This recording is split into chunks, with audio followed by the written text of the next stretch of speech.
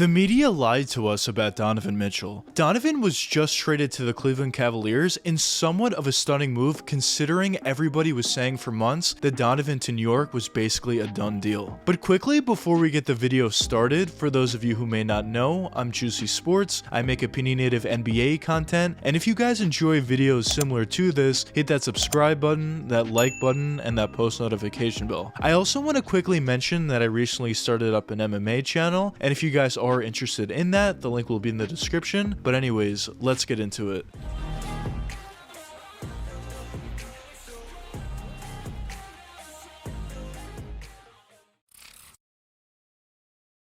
By this point, most of you already know, but Donovan Mitchell was just traded to the Cleveland Cavaliers for Lauri Markkanen, Collin Sexton, one other player whose name I can't pronounce, and 3 unprotected first-round picks alongside with 2 pick swaps. Now, before we get into the topic of the video, I just quickly want to break down this deal and give my opinion on it. Now, I want to start off with saying I do think this trade makes a lot of sense for both sides, especially for the Cavs, as they're bringing in a star in Donovan Mitchell to put alongside their already very nice young roster that they have built, led by Darius Garland and Evan Mobley. I think this Cavs team going forward is going to be very, very good, and even this next season, obviously, I think they're going to be a very good team in the Eastern Conference, and definitely a very dangerous one. And when you consider that they didn't even need to give up any players of their main young core, this was definitely a great deal for them. Now, Collin Sexton is a player that obviously is very good. I just made a video on him, actually my last video, talking about how good I thought he was. But when you consider that Collin Sexton was probably just going to leave the Cavs for nothing anyway, this obviously makes a ton of sense for the Cavs. Now, Lauri Markkanen is definitely a pretty nice young talent, I would say, but he's definitely not the player that he was in his rookie year, and he definitely wasn't a main part of their young core either, so I definitely don't think that's a huge deal for the Cavs. And when you talk about that third player, he's a rookie who knows how good it'll be, but obviously when you have a chance to get Donovan Mitchell, you're of course going to add a player like that. Now, when you talk about the 3 unprotected first round picks, obviously that is a lot, but when you're making a deal for a guy in Donovan Mitchell, you're betting that your team is going to be good for the foreseeable future. So if the Cavs are good for the next 3, 4, 5, 6 seasons, those picks aren't really going to be all that valuable. And the same thought process goes for the additional 2 pick swaps that they gave up as well. So I definitely think the Cavs did a phenomenal job in this deal, although it might seem like they gave up a lot on paper. Now, from the Jazz's perspective, I also think this makes sense, as they were able to stockpile a bunch more draft picks, which obviously is always great. And who knows, maybe Donovan Mitchell leaves the Cavs in a couple years, or maybe they just don't work out in Cleveland and the Cavs turn out to be a bad team in the future. Then at that point, Utah would look like an absolute genius because the draft picks would be really valuable at that point. But I also think it makes a ton of sense, as they were able to bring in a guy in Collin Sexton, which when you're at the very beginning of a rebuild, it always is nice to have that franchise guy, or at the very least, just a nice young player like Sexton is, even if he doesn't end up being that player for you. Now, the Cavs also were able to add Lauri Markkanen, who I mentioned is a pretty decent young player, and that rookie who knows how he'll turn out. So I definitely do think it makes a lot of sense for both sides, although I will say I think the Cavs definitely won this deal. But now, let's get into the point of the video, which is why the media lied to us about Donovan Mitchell. So honestly, all this really started a year or two ago, when reports first started coming out that Donovan may not be all that happy in Utah, and if the Jazz kept losing in the first round or second round, there were a lot of reports coming out that Donovan may request a trade, and there was other reports coming out saying that the Utah Jazz might actually trade him. Now, obviously, the latter half of that statement did come true, as the Jazz just recently traded Donovan, but once it became semi-official that the Jazz were looking to trade away Donovan Mitchell, there was report after report after report, starting really over the summer this season, saying that the New York Knicks were basically the only team in the race to get Donovan. They had the most pieces to get him, the Knicks were playing in a position of strength, and basically Donovan would just end up getting traded to the New York Knicks. Now, when that would happen, nobody knew, but it was assumed by most people in the media that Donovan Mitchell would end up in a Knicks jersey by the start of next season. But the question now is, why didn't this deal get done? Because all media bias aside, it is pretty obvious the Knicks definitely had more assets to trade for Donovan than the Cavs did. And if they really wanted Donovan, they definitely could have made the same level deal as the Cavs sent, or even a better offer. Well, there's a million different reports coming out, and it's difficult difficult to tell what's actually true, but based on my understanding, the Knicks made two separate offers. They made one offer that would send RJ Barrett and two unprotected first-round picks alongside with a couple other filler players to Utah for Donovan, and the Jazz declined that, but they also made a separate deal including Obi Toppin, a couple other filler players, and 5 first-round picks. Now, I'm not necessarily sure what the protections were on those picks. I doubt they were all unprotected. Probably at least 3 of them were unprotected, but I doubt all 5 of them were. But based on my understanding, those were the 2 offers that the Knicks sent to Utah, and the Jazz declined both. Now, there was also a report that came out after Donovan got traded to the Cavs that the Jazz called the Knicks back, and their final counteroffer was RJ Barrett, Emmanuel Quickley, 3 unprotected first-round picks, and 1 other young player that presumably would have been Cam Reddish. Now, in my opinion, as a Knicks fan, I'm extremely happy that the Knicks didn't do that. Those demands are absolutely ridiculous, and even though Donovan obviously is a star player and maybe even a superstar based upon your definition of a superstar, and I would have loved to have him on the Knicks, that deal is just ridiculous, and I would never do that. And obviously that deal would be far better for the Utah Jazz than the deal that they did with the Cavs. But in my opinion, I think this deal didn't get done with the Knicks for a couple different reasons. The first reason is the Knicks and Jazz just didn't seem like they agreed on the pick amount that they would exchange. The Knicks wanted to give 2 unprotected first-round picks if they were trading away RJ Barrett, and it seemed like the Jazz wanted at the very least 3 unprotected first-round picks, RJ Barrett, alongside with other players as well. So from that stance, it did seem like the Knicks and Jazz were somewhat far off on a deal, but also when the Knicks announced they would sign RJ Barrett to a long-term deal, that basically signified that RJ would not be in any trade deal for Donovan. And maybe at that point, the Jazz got somewhat turned off and looked to see if they can make a deal elsewhere. And I think when the news came out, the Cleveland Cavaliers saw an opportunity to get Donovan, and obviously they took it and were successful in doing so. So I think those are the 2 main factors in determining why Donovan didn't end up getting traded to the New York Knicks. But at this point, the trade is already done, so let's move on to my expectations for Donovan Mitchell and the Cleveland Cavaliers. Well, as I mentioned before in the video, I do think Donovan and the Cavs are going to be very successful together. I think adding a player of the caliber of Donovan to this already very nice young core that the Cavs have built over the past few years is definitely going to be a very dangerous thought to the rest of the Eastern Conference specifically, and I do think they're going to be a very competitive team in the East this season, probably being a top 4 seed in the Eastern Conference, at the very least a top 5. If they're anything lower than that, I definitely would consider it somewhat of a disappointment, but obviously only time will tell what happens this upcoming season. But in terms of the long-term success, I don't really see any reason why the Cavs wouldn't be one of those teams that just continuously improve each and every season, even if they don't necessarily make major roster moves. Because obviously the Cavs roster is constructed of young guys, and basically all those young players have proven the ability to improve their game season after season. So if individually all these guys can improve their game, probably the Cavs are going to get better as the years progress as well. But anyways, let me know what you guys think in the comments. What do you think of the deal for Donovan? Do you think it was a good deal for the Cavs? Do you think it was a good deal for the Jazz? Do you think it made sense for both sides? Let me know what you think in the comments. But anyways, I hope you guys enjoyed the video, and if you did enjoy it, check one of these 2 videos popping up now, and until the next time, peace out guys.